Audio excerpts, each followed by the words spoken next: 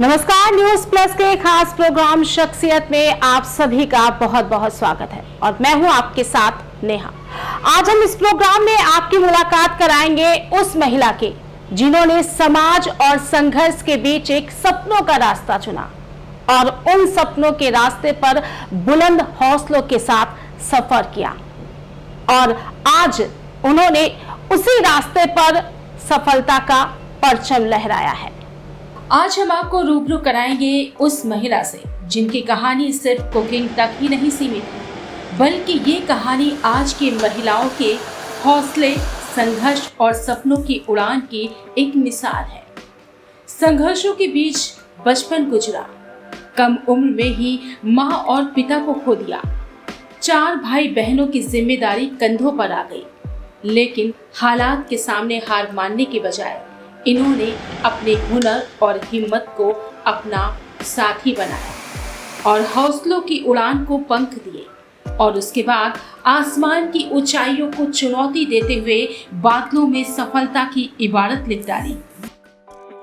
रसोई घर से शुरू हुआ ये सफर आज उन्हें ले आया है देश की सबसे जानी मानी national celebrity chef Kavita Singh के मुकाम तक। इन्होंने साबित कर दिया कि जिंदगी कितनी भी कठिन क्यों ना हो, अगर इरादे मजबूत हो और मेहनत सच्ची हो तो सफलता कदम चूमती है। आज ये न सिर्फ कुकिंग की दुनिया में अपने हुनर से लाखों लोगों को प्रेरित कर रही है, बल्कि एक मोटिवेशनल आइकन बन चुकी है।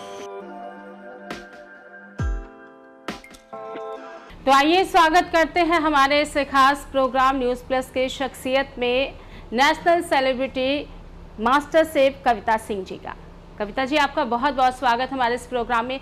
कविता जी, आपने अपनी लाइफ में बहुत स्ट्रगल किया है। आप एक आम महिला से आज अगर प्रेजेंट टाइम की बात करें तो आप एक नेशनल सेलिब्रिटी बन गई हैं।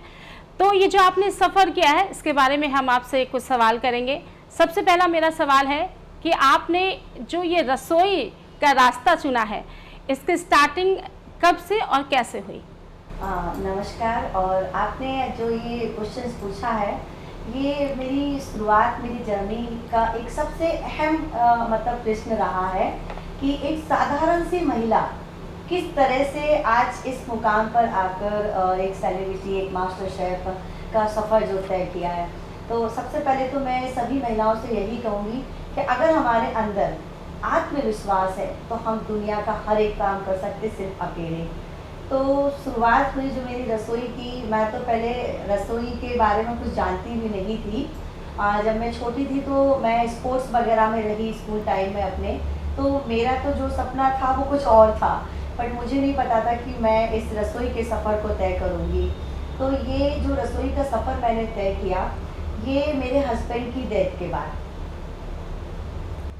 कविता जी, जैसे कि अभी आपने जिक्र किया को आपको स्पोर्ट्स का बहुत ज़्यादा शौक़ था और जो मैंने सुना है आपके बारे में पढ़ा भी है कि आप विनर भी रह चुकी हैं, तो आपकी ख्वाहिश थी आप स्पोर्ट्स में जाएं, आप उसकी विनर भी रह चुकी हैं। सडन आप इस रसोई का रास्ता आप चुनती हैं, इसमें आखिर ऐसे इसमें कैसे आ गई? क्योंकि आप स्पोर्ट्स में जाना चाहती थी और रसोई का रास्ता आपने चुना, इसके पीछे खास वजह? जी बिल्कुल। जैसे मैंने बोला कि स्कूल टाइम में मैंने बहुत स्पोर्ट्स खेले, मैंने हॉकी खेली, मैंने फुटबॉल खेली, रेसिंग में पार्ट लिया और मैं फर्स्ट सेकंड हमेशा यही पोजीशन पर आती रही। तो मेरा ड्रीम था कि मुझे आईपीएस ऑफिसर बनना है। और जब मैं देखती थी कि हमारे आसपास क्या क्या चीज़ें हो रही, और मैं शुरू से ही एक, जैसे कहते हैं ना, हिम्मत रखने वाली लड़की थी, मतलब कि नहीं ये काम तो मैं करके ही रहूँगी। तो स्पोर्ट्स खेलना, उस समय ज़्यादा ऐसा माहौल नहीं था कि आपको बहुत दूर कहीं भेजा जाए, तो मैं लोकल स्टेट लेवल पे ही जो है वो स्पोर्ट्स खेलती थी, क्योंकि मम्मी कहीं बाहर नहीं जाने देती थी। तो आसपास के ही शहरों में मैं गई। तो बस सपना था मेरा कि आईपीएस ऑफिसर बनकर देश के लिए कुछ करना है। बट मुझे नहीं पता था कि मेरी ज़िंदगी में मेरी शादी के बाद मेरे जो ड्रीम है वो कुछ और हो जाएगा, कुछ और चीज़ में बदल जाएगा। वो बदला रसोई में। कविता जी, जैसे कि अभी आपने बताया कि आप बचपन से ही बहुत चुलबुली रही हैं, बहुत हंसमुख रही हैं और ऑब्वियसली जो स्पोर्ट्स में जाते हैं तो थोड़ा सा नटखट होते हैं, हंसी मजाक भी करते हैं, लेकिन अगर रसोई घर की बात करें तो इसमें थोड़ा सा सेंसियर होना पड़ता है, क्योंकि इसमें ये भी लगता है कि अगर हम कोई चीज़ बनाएंगे कि ऐसा ना हो कहीं बिगड़ जाए, इसका स्वाद खराब हो जाए, लोग क्या कहेंगे, इसके बारे में आप क्या कहेंगे? बिल्कुल। तो अब मैं आपका जो बात है जो आप पूछ रहे हैं बार बार, मैं अब आपको इसका आंसर देती कि रसोई यानी कि खाना। बेसिकली अभी तक जितनी महिलाएं हैं ऑलमोस्ट सोचती हैं कि खाना हमें बनाना है, क्योंकि हम कमाते ही हैं। हमारे जो घर के मेंबर्स हैं, जो चाहे वो आपके हस्बैंड हैं या आपके फादर हैं या आपके ब्रदर हैं, वो दिन रात मेहनत करके, या फिर जो लेडीज़ भी हैं बिजनेस कर रहे हैं वो हम दिन भर थक कर हार कर जब घर आते हैं तो हमें चाहिए होता खाना। लेकिन इस खाने की ताकत को बहुत कम लोग पहचान पाते, और इसकी पहचान मुझे हुई कि इस खाने में जो ताकत है उस ताकत के जरिए आज मैं बनी। तो अपने हस्बैंड की डेथ के बाद मैंने इस खाने को सहारा बनाया, यानी कि बेलन और कलछी लेकर अपने हाथ में मैं उतर पड़ी इस मैदान में, और इसको ही मैंने अपने बच्चों के फ्यूचर के लिए सोच लिया कि अब जो भी करूँगी तो इसी फील्ड में करूँगी। बहुत उतार चढ़ाव आए, क्योंकि जो शुरुआत की मैंने वो 2011 में हस्बैंड की डेथ के बाद मुझे कोई सपोर्ट नहीं मिला। मुझे ऐसा लगा क्योंकि मैं अपने अनमैरिड टाइप में एक बहुत अलग ही लड़की रही, मतलब एक इंडिपेंडेंट लड़की, हर एक चीज़ करना। पापा मेरे छोटे में नहीं थे तो मम्मी के लिए मैं एक बेटा थी, तो हर एक काम करना, चीज़ें करना। बट रियल में शादी एक क्रिटिकल पार्ट होता है हर लड़की के लाइफ का। उसके बाद आपका जो टर्निंग पॉइंट आता है वो आपको नहीं पता होता है। तो बस 2011 में जब हस्बैंड की डेथ हुई तो मुझे समझ नहीं आया कि मैं क्या करूं।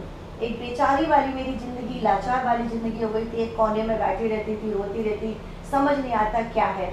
तो बस अचानक से जहाँ मेरे बच्चे ट्यूशन पढ़ने जाते थे तो वो ट्यूशन टीचर ने मुझे बोला कि आंटी देखो, क्योंकि मैं जैसे मुझे हर एक काम करने का ना शौक़ था और हर एक काम परफेक्ट होना चाहिए, तो मैं खाना अच्छा बनाती थी, छोटे से खाना अच्छा बनाती थी। उसका भी मैं रीज़न आपको बताऊंगी कि मैं खाना अच्छा क्यों बनाती थी। तो बस वो ट्यूशन टीचर ने बोला कि आंटी आप इतना अच्छा खाना बनाते हो, एक कुकिंग कंपटीशन मैंने देखा न्यूज़पेपर में, आप उसमें पार्ट लो। तो मैं ये जानती नहीं थी पहले पे प्रतियोगिता होती है क्या होती है या कंपटीशन क्या होता है। तो वो बोली कुछ नहीं, आप जो भी अच्छा बनाते हो ना एक कागज़ पे लिख कर दो और वो हम आपका भेज देंगे वहाँ पे। अगर आपकी वो रेसिपी सिलेक्ट हुई तो आपको वो कॉल करेंगे। तो बस इस तरह से मैंने शुरुआत करी अपने इस खाने की जर्नी को। कविता जी, जैसे कि आपने इस फील्ड को चुना, आप स्पोर्ट्स में थी, उसकी विनर रह चुकी, आईपीएस अधिकारी बनना चाहती थी, लेकिन आपने इस फील्ड को चुना। इस फील्ड को चुनने के बाद आपका ये एक पैशन बना या इससे बाद में आपका कोई इमोशनल टच भी हुआ? इमोशनल टच है, क्योंकि मेरी शादी बहुत जल्दी हो गई थी तो मैं ज़्यादा पढ़ाई नहीं कर पाई, 12th पास ही हूँ मैं। तो शादी के बाद मैंने सोचा था, क्योंकि मम्मी ना बचपन से एक बात सुनते आते थे मम्मी से कि जब अपने घर जाओगी, ससुराल जाओगी, तब अपने सारे सपने पूरे करना। तो मुझे लगता था कि ससुराल एक हमारा ड्रीम प्लेस है जहाँ पर जाके हमारे सारे सपने पूरे होंगे। तो मैं भी सोचती थी कि चलो ठीक है, मम्मी नहीं करा सकती है क्योंकि पापा थे नहीं। मम्मी ने मेहनत मजदूरी कर कर वो शादियों में खाना बनाती थी, मतलब खाना बनाती थी इन द सेंस जो हलवाई होते थे उनके साथ खाना बनाने जाती थी। तो पंडाल के पीछे पूरी बेलनी या सब्जी काटी तो मैं मम्मी के साथ जाती थी। तो मुझे लगा कि हाँ मम्मी की परिस्थिति ऐसी नहीं है, तो मम्मी ने बताया, अगर मम्मी ने बताया तो ससुराल बहुत अच्छी चीज़ है, वहाँ पर हमारे सारे ड्रीम पूरे होते हैं। तो ज़्यादा 12th के बाद शादी हो गई, मुझे लगा कि यहाँ पर मेरे सपने पूरे होंगे, बट यहाँ पर तो मुझे जिम्मेदारियों में बांध दिया। घर की बड़ी बहू थी, बस काम करो। शादी तो मेरी बहुत रिच फैमिली में हुई, चीज़ें हुई, तो मुझे लगता था आज नहीं कल नहीं, आज नहीं कल मेरे सपने पूरे हों, बट मैं दिन प्रतिदिन मेरे को एक जिम्मेदारियों में बांधते जा रहे। तो मुझे लगा कि सपने सिर्फ शायद देखने के लिए होते हैं, सपने पूरे नहीं होते हैं। तो मैंने उस चीज़ को एक्सेप्ट करी और मैं घर गृहस्थी में बिजी हो गई। मैं भूल गई कि मैं आज से पहले क्या थी, और बस घर के रिस्पॉन्सिबिलिटी, बड़ी बहू और इन सब में बस बिजी हो गई। कविता जी, जैसे कि आपने अभी बताया कि आपकी माँ ने बोला कि आप ससुराल जाएंगे, वहाँ पे आपके जो ड्रीम्स हैं वो सारे पूरे होंगे, तो क्या आपने अपने ससुराल जाने के बाद ये बात किसी से शेयर नहीं की कि आप क्या बनना चाहती हैं, आपके क्या ड्रीम्स हैं, अपने हस्बैंड से या mother in law, father in law, क्या कभी कोई बात इनसे शेयर नहीं की? आपको सपोर्ट किसी तरह से नहीं मिला? नहीं, मुझे सपोर्ट नहीं मिला, क्योंकि मेरे ससुराल में जैसे कहते हैं ना कि जब शादी होती लड़की की तो ससुराल में अगर आपके हस्बैंड का सपोर्ट है तो आप दुनिया की हर एक चीज़ कर सकते हैं। बट मेरे हस्बैंड का मुझे बिल्कुल भी सपोर्ट नहीं मिला, इतना भी नहीं कि मैं उनसे अपने ड्रीम शेयर कर सकती थी। तो कुछ हालात ऐसे थे कि जिसमें मेरे हस्बैंड ने शादी तो की, बट वो कुछ दूसरे हालातों पे कि अपने फैमिली के दबाव में, उनके कहने पर, तो उन्होंने मुझे एक्सेप्ट नहीं किया कभी।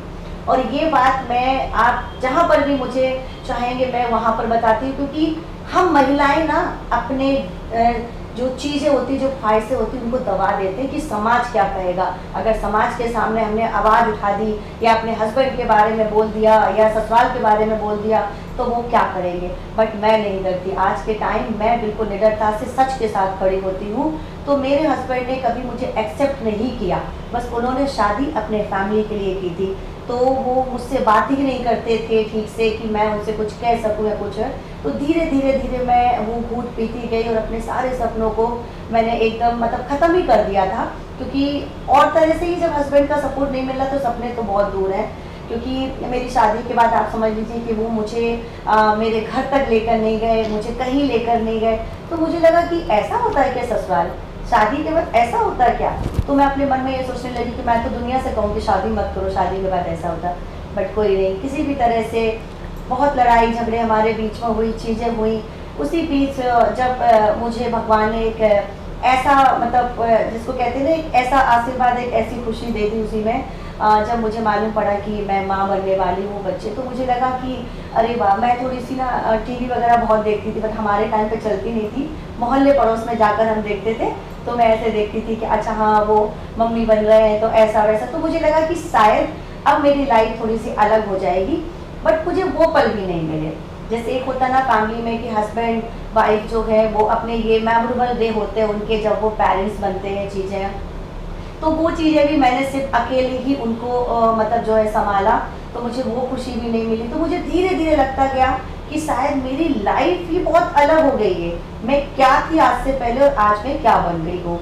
तो मुझे कुछ नहीं समझ में आ रहा था कि मैं अपने दिल की बात किससे कहूँ। अपने माँ से अपनी तकलीफ़ें मैं कहना नहीं चाहती थी, क्योंकि उसने किस तरह से मेहनत मजदूरी करके, हम 4 भाई बहन थे, उनको पाला पोसा। क्योंकि जब मैं 9 साल की थी तब मेरे फादर की डेथ हो गई थी।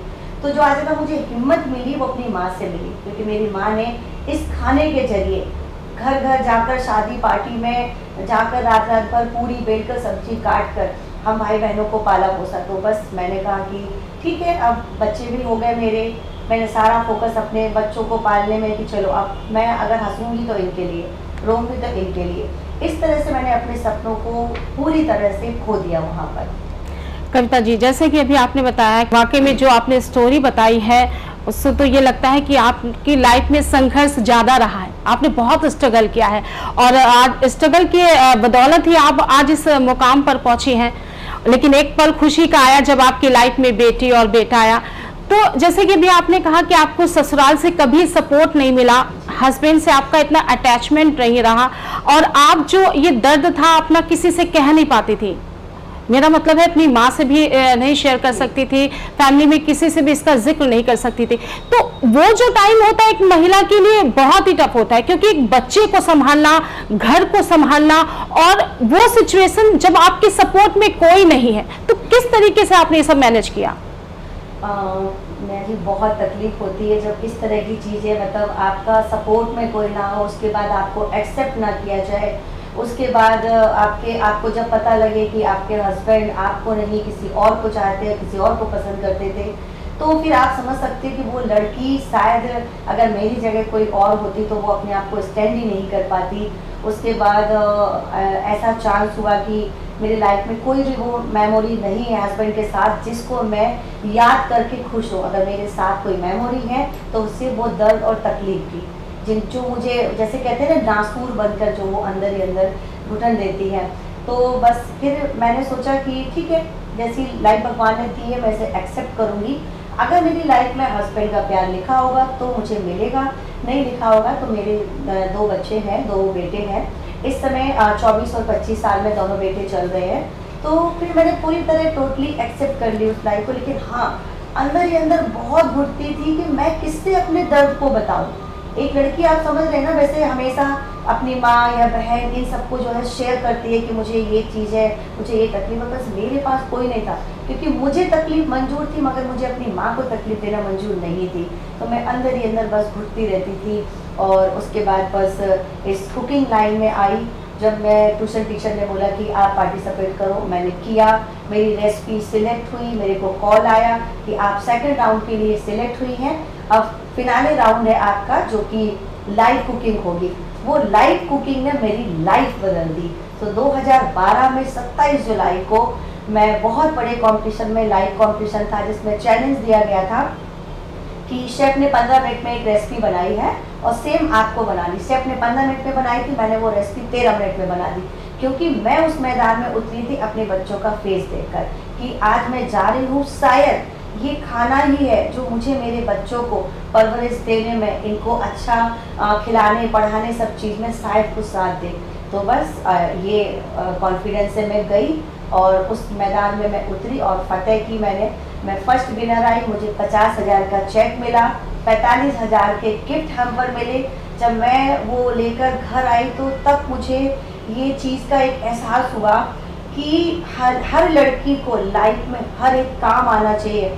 क्या काम आपकी कब लाइफ बदल दे। अगर मैं बचपन में अपनी मम्मी के साथ, जब मेरी मम्मी खाना बनाने जाती थी, उनके साथ नहीं जाती, मुझ में वो गुण नहीं होता, क्योंकि मैं पढ़ तो ज़्यादा पाई नहीं। अगर मैं सोचती कि मुझे कोई नौकरी मिल जाए तो आप समझ सकते थे कि कम पढ़े लिखे में नौकरी किस तरह मिलती, तो मैं बच्चों का गुजारा नहीं कर सकती थी। बट लाइफ में आपको पढ़ाई लिखाई और अदर चीज़ें भी आपको आनी चाहिए, क्योंकि आपको वो कब टर्निंग पॉइंट है आपको भी नहीं पता लगेगा। तो बस जब मैं ये प्राइज़ और ये लेकर आई तो मुझे उसी दिन एक उम्मीद आ गई और मैं लगातार जितने भी कंपटीशन होते थे, फिर मैं रोज़ डेली न्यूज़पेपर पढ़ने लगी, कब कौन सा निकलेगा, कब कहाँ कैसी न्यूज़ आ रही। तो 2012 के बाद 13, 14, 15 मैंने हैट्रिक मारी। बड़े बड़े कॉम्पिटिशन में मैंने पार्टिसिपेट किया और बस सिर्फ बच्चों का चेहरा देख के जाती थी। घमंड नहीं था कि मैं पहला जीत गई तो दूसरा भी जीत कर, मैं चाहती थी कि मुझे जीतना है अपने बच्चों के लिए, मैं ये सोच कर जाती थी। और ये 4 साल लगातार मैं बड़े बड़े कॉम्पिटिशन में विनर बनी। उसी से मेरी एक पहचान बनी। मतलब ऐसा हो गया था कि जो दूसरी महिलाएं आती थी वो मुझे देखती थी, बोलती थी अरे ये आई, अब तो हम नहीं जीत पाएंगे, अब तो यही जीत के जाएगी, क्योंकि मेरे आंखों के सामने सिर्फ मेरे बच्चों का चेहरा था। मुझे उनको अच्छी परवरिश देनी थी, दुनिया की उन्हें हर खुशी देनी थी। तो मैं सारे दुख तकलीफ भूलकर मैदान में, अच्छा ये तो मैं लगातार पार्टिसिपेट कर ही रही थी, इस बीच मैंने लोगों के घर घर जाकर कुकिंग सिखाना शुरू कर दी, क्योंकि कुकिंग में पार्टिसिपेट करने से मैं अपने बच्चों को नहीं पाल सकती थी। उससे तो क्या हुआ कि मुझे एक पहचान मिली, लोग मुझे जानने लगे। फिर धीरे धीरे करके मीडिया मुझे जो है वो एज अ गेस्ट इनवाइट करने लगी, फिर एज अ वीवीआईपी गेस्ट बुलाया, उसके बाद जजिंग पर बुलाया। आए दिन न्यूज़पेपर में सभी बड़े न्यूज़पेपर में मेरी फ़ोटोज़ आ रहे, मेरे बारे में आ रहा। फिर मीडिया मुझे आउट ऑफ सिटी जजिंग पर ले जाने लगी, आउट ऑफ सिटी निकली। फिर धीरे धीरे मैं 2014 में ये सोशल मीडिया की दुनिया में आई, मतलब फेसबुक पर और इस पर। तो जो मेरा काम था वो पूरी ऐसे दुनिया जो होम शेफ लेडीज़ होती है वो जानने लगी, और मुझे मीडिया के थ्रू जो है वो जजिंग पर ले जाया तो मुझे पेमेंट भी मिलने लगी। मतलब एक अर्निंग का स्रोत बना, जिस कंपटीशन में मैं आकर मतलब फेमस हुई, फिर मेरी अर्निंग का स्रोत बना। बट फिर भी उतनी सी अर्निंग से आज के ज़माने में बच्चों को कैसे पाल सकते थे।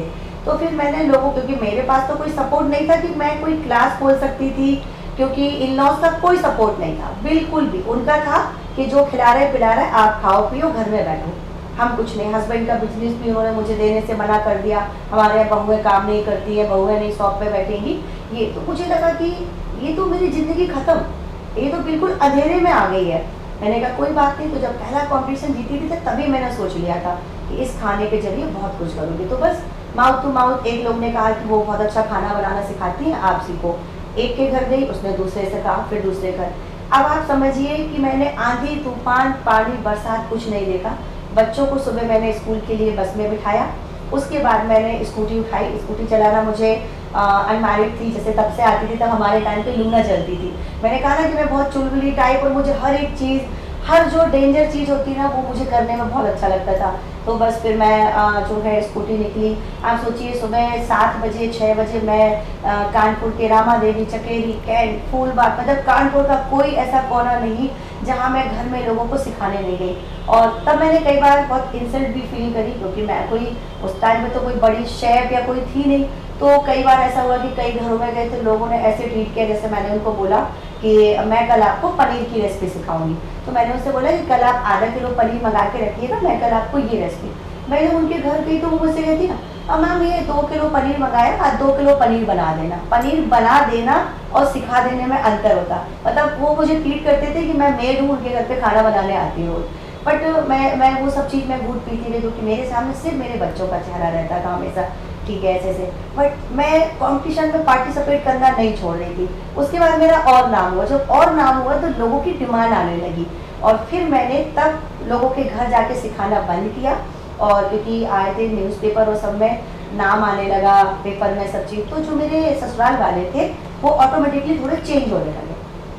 तब मैंने जब देखा कि थोड़ी चेंजिंग आ रही है, और जैसे समाज रिश्तेदार कोई आता था तो उनसे तारीफ करने लगे कि हमारी बहू ने देखो जो है वो अपना बलिदान देकर हमारे बच्चों को, मतलब पोते को उनके पाल पोस रही हैं और घर में ही है, ससुराल से कहीं नहीं गई है। तब मुझे लगा कि शायद अब मैं एक स्टेप उठा सकती हूँ कि मैं क्लास ओपन करूँ। तब 2014 में मैंने अपने घर में एक छोटा सा सेटअप, मतलब जो मेरा कमरा था, मेरा रूम था, जो मेरा पोर्शन, वहाँ पर एक टेबल पर गैस रखकर और तब वहाँ पे सिखाना शुरू किया। तो घर पे सिखाने से ये फ़ायदा हुआ मेरे कि मैं 4 लोगों को एक साथ सिखा सकती हूँ, और किसी के घर जाती थी तो उनको अकेला।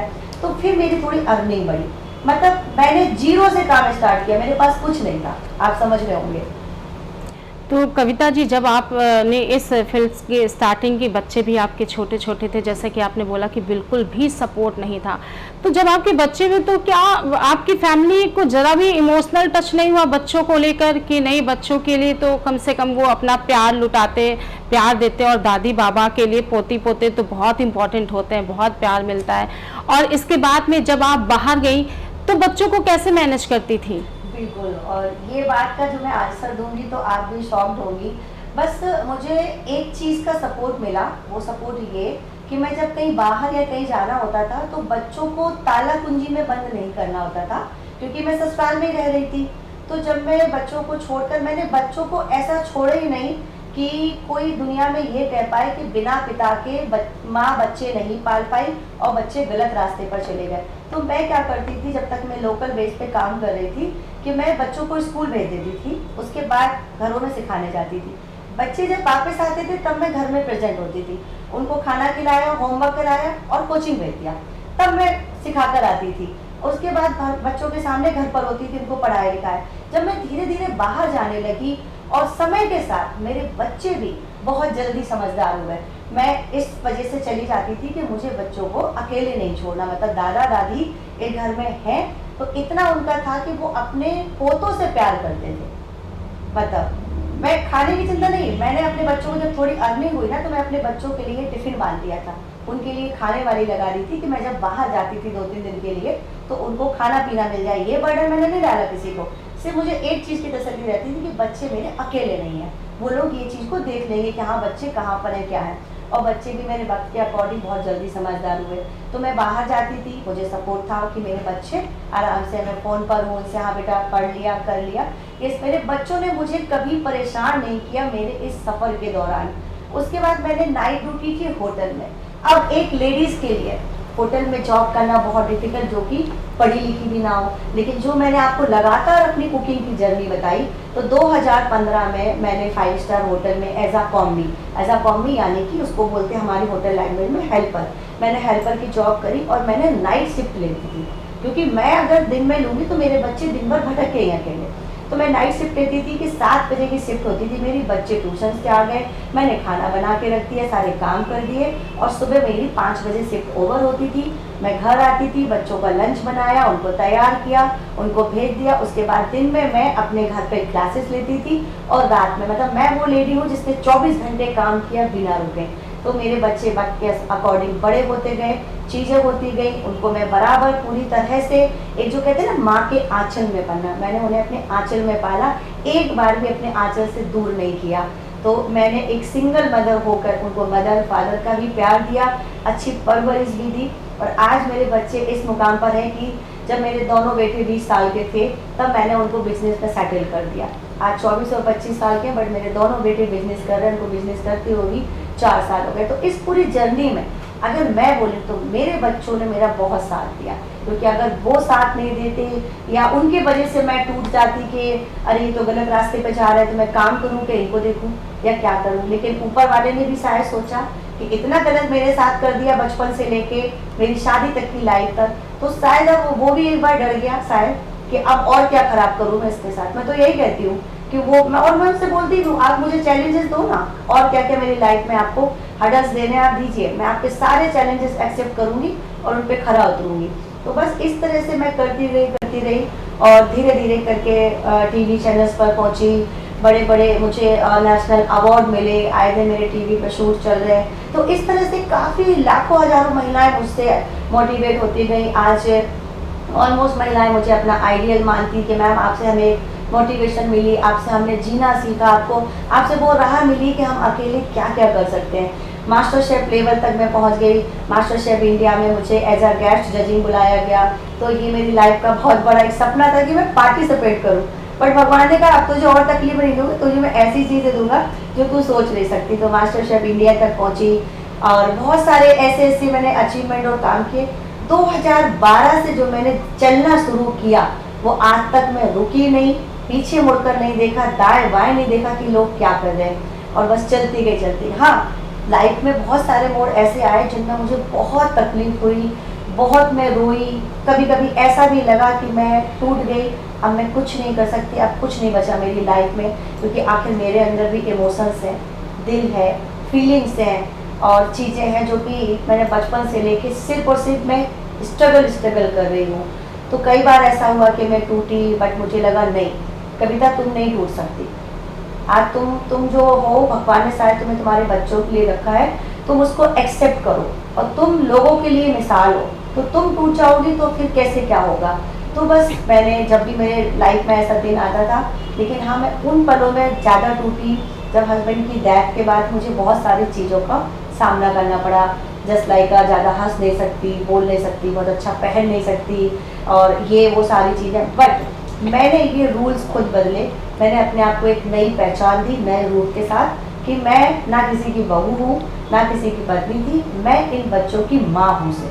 बस मुझे इससे जीना है और आज वही चीज़ से सारी दुनिया मुझे जानती है, पूछती है। तो मैं आप सबसे यही कहूँगी, हम लेडीज़ के अंदर वो पावर है कि हम दुनिया के सामने डट के खड़े रह सकते हैं। अगर हमने अपने आप को कमज़ोर साबित कर दिया तो हम कभी नहीं खड़े हो सकते। आपके अंदर लाख आप पढ़े लिखे हो, लाख आपको काम आता हो, चाहे आपके पास पैसा, लेकिन जब आप इस मुकाम पर आते हैं कि आप सिंगल हो जाती है तब संभालना बहुत मुश्किल होता है। और वो सिर्फ और सिर्फ आप ही अपने आप को संभाल सकती है, चाहे जितना कोई आपको सपोर्ट कर दे। नहीं तो अपने अंदर की आवाज़ को पहचानिए, अपने आप को जानिए, एक बार देखिए कि आपके अंदर क्या ताकत छुपी हुई है, आप क्या कर सकते हो।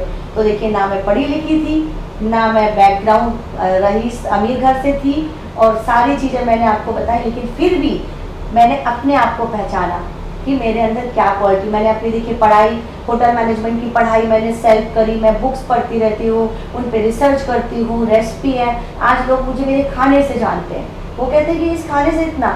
मेरी आज के टाइम पे मेरी एकेडमी लंदन एफिलेटेड सर्टिफाइड है, मैंने अपनी एकेडमी को एफिलेटेड कराया है, सर्टिफाइड कराया।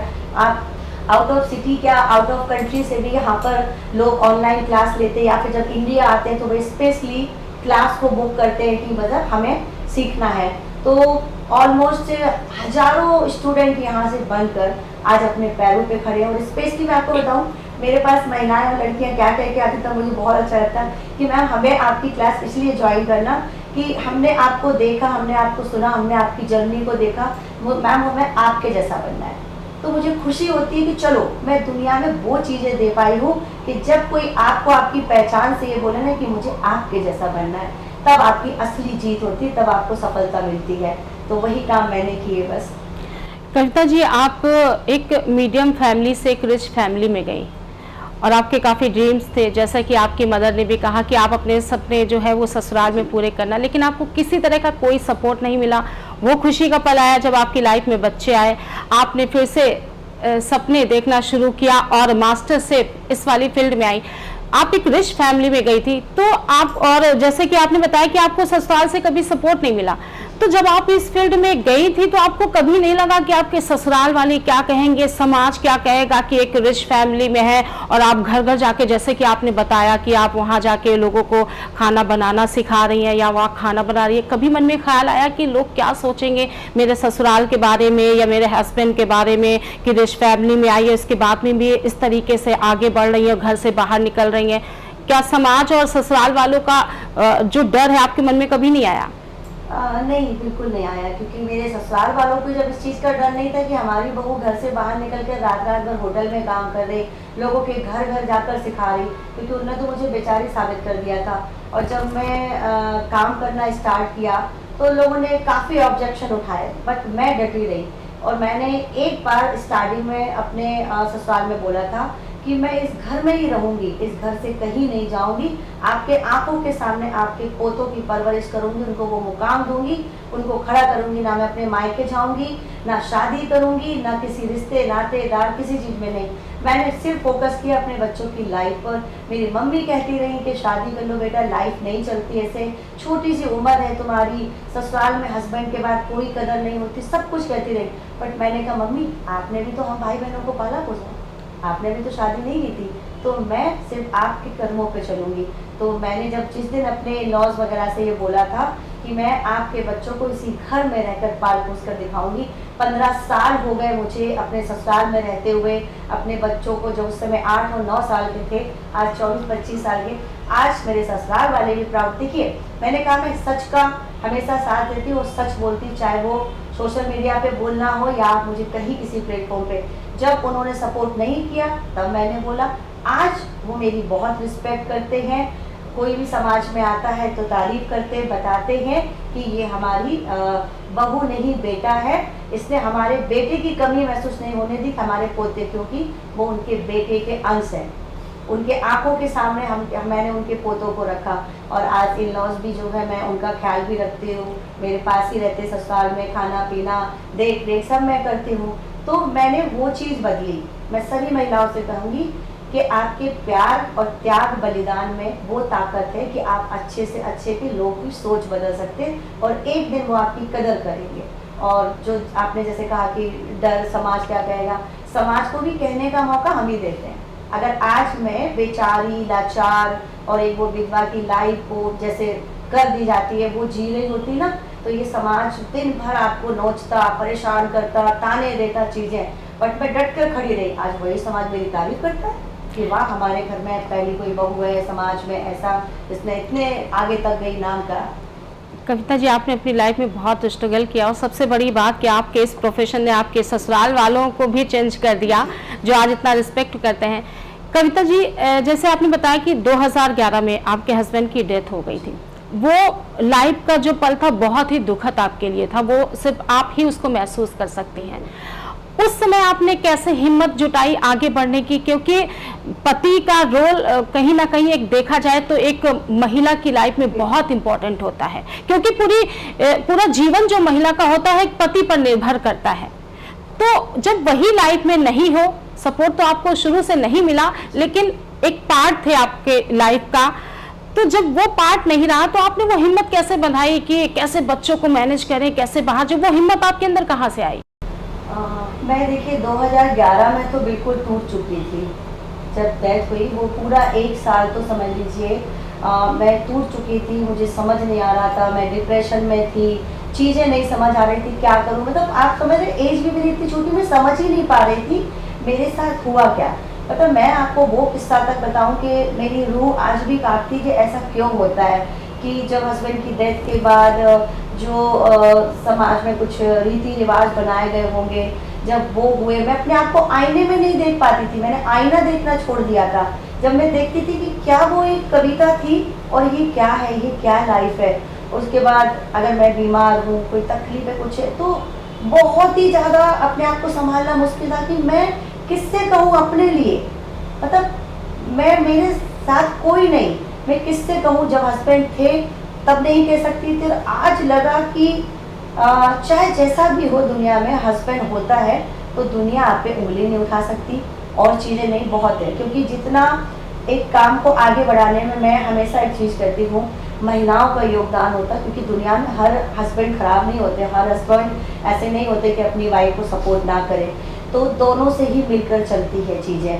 तो मैं हमेशा यही सोचती थी कि जब मैं किसी कपल को देखती थी ना, किसी हस्बैंड वाइफ को, तब मैं बहुत टूटती थी, हर पल टूटती थी कि यार ये मोमेंट मेरी लाइफ में क्यों नहीं है, ये क्यों नहीं मेरी लाइफ में, ये क्यों चीज़ें नहीं। तो मैं दिन पे दिन टूटती जा रही थी। तो मैंने क्या किया, अपने आप को 24 घंटे काम में रख दिया कि ना मेरी निगाह इधर उधर जाएगी और ना मैं ऐसे तकलीफ और घुटन से मरूंगी ना। तो मैंने अपने आप को दिन भर काम में 24 घंटे बिजी कर लिया कि ना मेरा दिमाग आंखें कहीं जाएंगी, मैं सिर्फ और सिर्फ काम पे फोकस।